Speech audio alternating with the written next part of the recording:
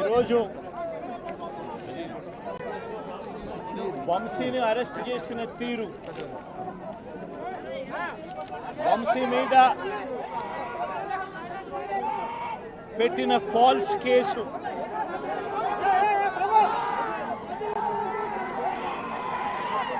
నిజంగా రాష్ట్రంలో దిగజారిపోయిన law and ఆర్డర్ను వంశీ అరెస్టు అద్దం పడుతుంది. ఎందుకనంటే వంశీని అరెస్ట్ చేసిన తీరు ఒకసారి గమనించినట్టయితే అతి దారుణమైన law and order break down కనిపిస్తుంది. ఒకసారి గమనించినట్టయితే ఈ కేసులో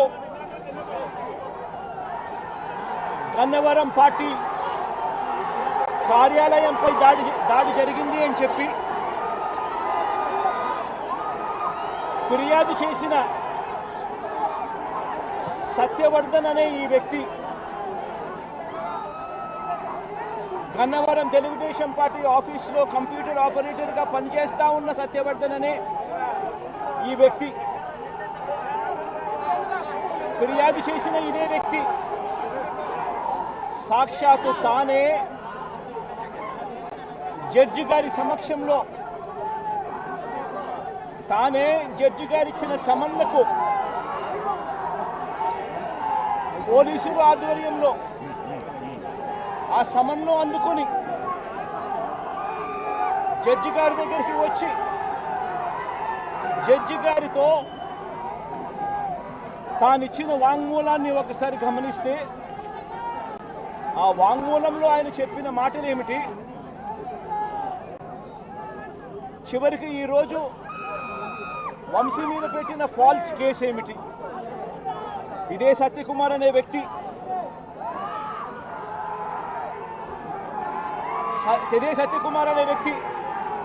జడ్జి గారు జడ్జి గారి సమక్షంలో సత్యవర్ధన్ అనే వ్యక్తి వంశీ ఎలాంటి తప్పు చేయలేదు అని చెప్పినప్పటికీ కూడా వంశీ మీద తప్పుడు కేసులు ఈరోజు బనాయించడం జరిగింది.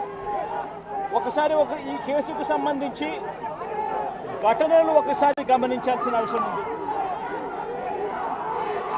ఫిబ్రవరి 19వ తారీఖున 2023 మంగళగిరిలో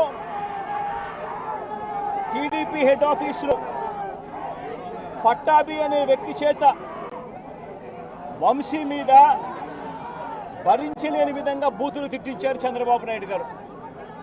మంగళగిరి తెలుగుదేశం పార్టీ హెడ్ ఆఫీసులో ఫిబ్రవరి 19, 2023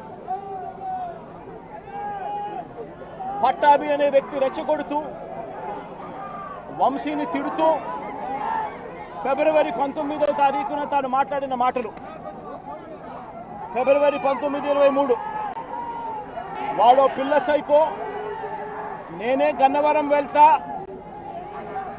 ఎవడేం పీకుతాడో చూస్తా, ఆ వంశీ సంగతి తేలుస్తా, నియోజకవర్గంలో నుంచి బయటికి విసిరేస్తా అంటూ గన్నవరం ఎమ్మెల్యే వల్లభనేని వంశీని రెచ్చగొట్టింది సాక్షాత్తు ఫిబ్రవరి 19వ తారీఖున ఇదే పట్టాభి అనే వ్యక్తి. అంతటితో ఆగకుండా ఫిబ్రవరి 20వ తారీఖున అంటే మరుసటి రోజు చంద్రబాబు గారు పట్టాభిని నేరుగా గన్నవరంకే పంపారు. గన్నవరంకే పంపి గన్నవరంలో ఆయన అక్కడికి వెళ్ళి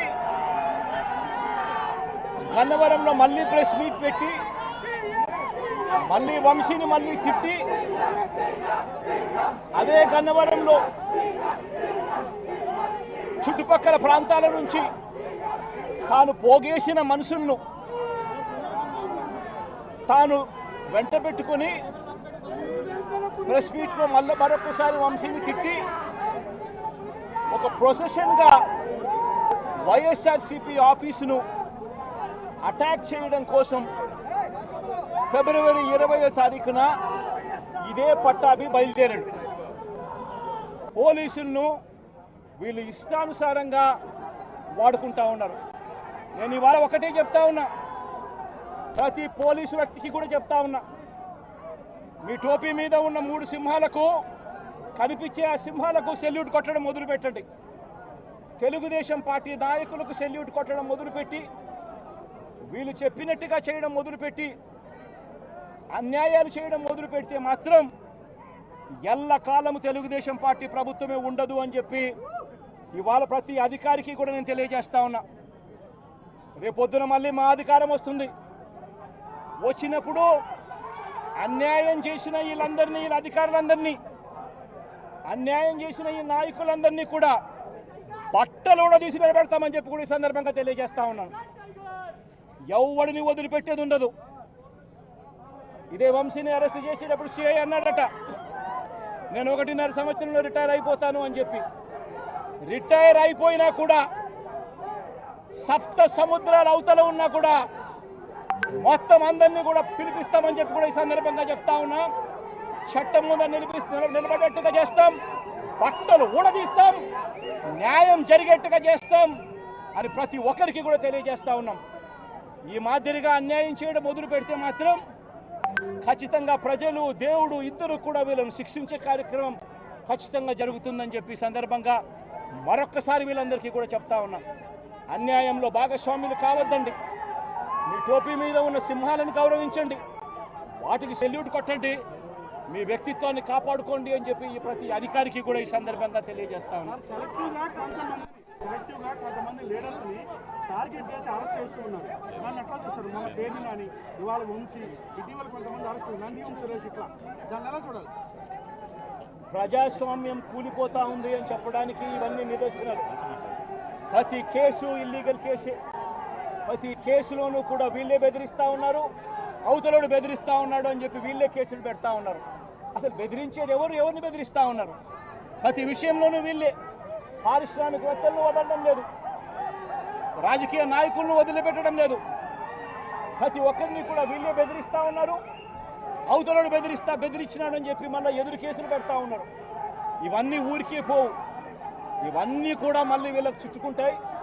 చుట్టుకున్నప్పుడు వీళ్ళ పరిస్థితి అతి దారుణంగా తయారవుతుందని మాత్రం ఖచ్చితంగా చెప్తా ఉన్నారు.